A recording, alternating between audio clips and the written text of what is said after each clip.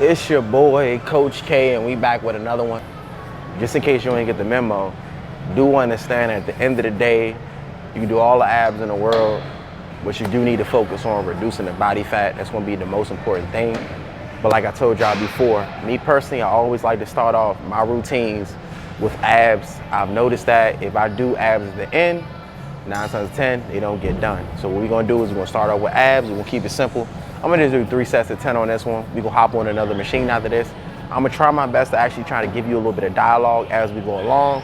Hopefully this is entertaining enough for you, but like I said before, make sure if you haven't already, be sure to like, share, subscribe, and let's get to the money. I need you to understand one thing. If you somebody that's just hopping on the machines, make sure you stop doing that. Make sure the seat is adjusted properly so that you can maximize on keeping the tension in the area that you're trying to train. Because remember, if the seat is too low, you can miss the area that you're trying to keep the resistance in.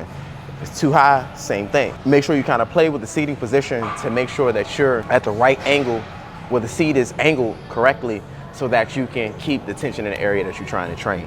I did say it's gonna be 3 sets of 10, but I think we do 3 sets of 15. But then 2, I'm bringing this up because I feel like it was a little too low when I first started. We're gonna fix it up now. That's much better. And do be mindful when you're training core.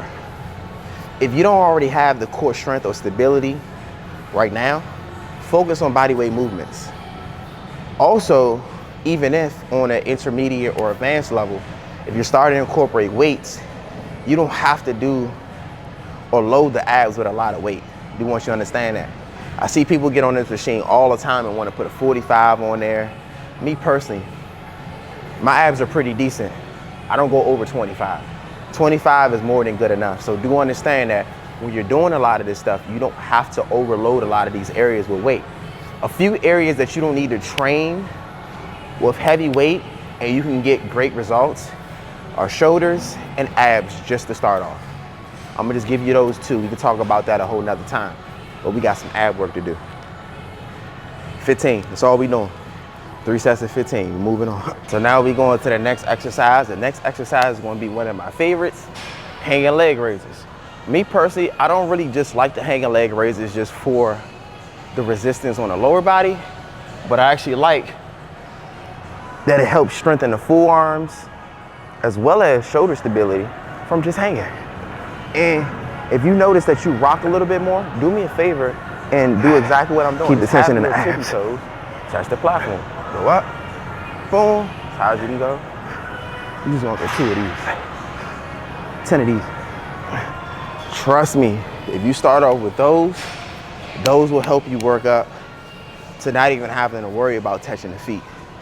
But also, one of my favorite things to do is, I actually like to go to the lower level exercises of the area that I'm training. A great example, people love planks. Me personally, I think modified planks work a little bit harder. And it may sound crazy because my ab strength is already more than strong enough to be able to do planks with ease. I just feel like I get more resistance, a bigger challenge when I do modifieds. So I always say, just because it is so-called a modified exercise, do understand some modifications do actually work your body a little bit harder than the actual exercise itself. A great example of that would be modified burpees in comparison to burpees. Yeah, burpees are a little bit more challenging, but when you step out, step in, you engage the body a little bit more, which makes that modified that much more difficult if you know what you're doing. So like I said, going right back into this, sometimes I like to use momentum with this, sometimes I like to break it down to the basics, but just make sure you're switching up. See which one works best for you, and if you notice both actually work, remember, every exercise has pros and cons. There's no, this does this better than this. So do understand this one thing. There's so many different ways to do the same thing in reality, but yet it can still be different within itself. Remember, breathing is everything. Make sure you're on top of your breathing. Breathe out at the top, breathe in at the bottom. Breathe out at the top, breathe in at the bottom. Do be mindful, we're not taking a lot of rest on this. 10-second rest, back to it. I'm gonna tell you like it is, once again, you can do all the ab workouts in the world, but if you don't focus on reducing that body fat, not losing the weight, reducing the body fat, you ain't gonna see the loss in the midsection or the definition that you're looking for. It's not always just about losing weight, because I know a lot of people that lost 20, 30 pounds, and they lost 20, 30 pounds, but they actually never focused on body fat. And their body looks relatively the same outside of that weight off. There's no definition built from that. You understand? You can lose weight and not build any type of definition. Sometimes you may be saying that, oh, I want to lose weight, but in actuality, what you're telling us is that you want to reduce body fat. So do always understand that. We can talk about body fat a little bit later. But like I said, when it comes down to abs, do me a favor and make sure you don't go too heavy on abs. And what I mean by too heavy on abs, this machine clearly goes up to 200 pounds. 200 pounds on this particular machine is completely unnecessary, to be honest with y'all. You don't have to do 200 pounds in order to get defined abs. So do understand that you can go up more and more with the weight, but if you don't focus on reducing the body fat, do understand at the end of the day, it's not going to give you the results that you're looking for. You need to focus on reducing that body fat. So what we're gonna do on this one, I'm gonna do about 3 sets of 30, nothing too crazy. Nice and simple, make sure you keep the tension in the abs the whole time, but let's get to the work. One thing to keep in mind too though, if you somebody who's already damn near in that low body fat percentage, you are gonna have to train abs at least 4 to 5 times a week in order to really get those washboard abs. For something as simple as like 10, 15 minutes to get the job done. And this is why I keep telling y'all, right after that warm up, just knock out your core work like I'm doing right now. It could be nice and simple. The only thing that's really making this core work a little bit longer is because I'm giving y'all information at the same time. But generally, this type of core work should take you about 10, 15 minutes max. You're going back to back with exercises. The max rest you want to take is about 30 seconds. As you can see, we on the second set of 30. We're going to get it done. But do understand, if you're somebody that already have a low body fat percentage, you do need to make sure that you're incorporating the abs. But you got core strength, you got core stability. Those are two separate things.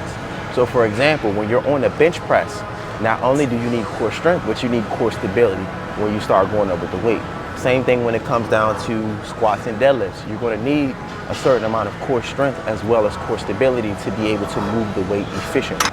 So do be mindful of that. Like I said, we're going to get to 3 sets of 30. Let's get it. I know I said don't go over 70, but we about to test out this 90 because it's too easy. Can't lie to y'all, this 30 easy as shit. But do be mindful, once again, make sure you adjust your seats, very important, to be able to keep the tension in the right area that you're training.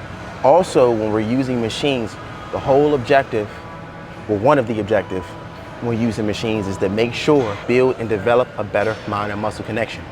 So keep that in mind, mainly if you're somebody who wants to develop great abs, but do understand at the end of the day, if that body fat percentage ain't low enough, you ain't gonna see shit.